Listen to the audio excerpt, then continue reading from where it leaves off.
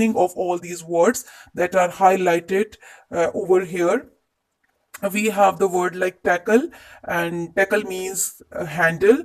And the next very word we have unexpected, which means not expected. And emergencies, a situation which requires urgent attention.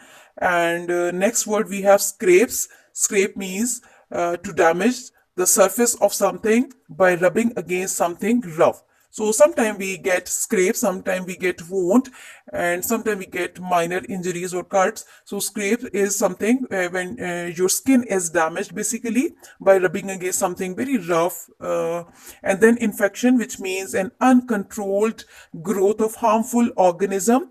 And the last very word is complication, and this very word means complexity.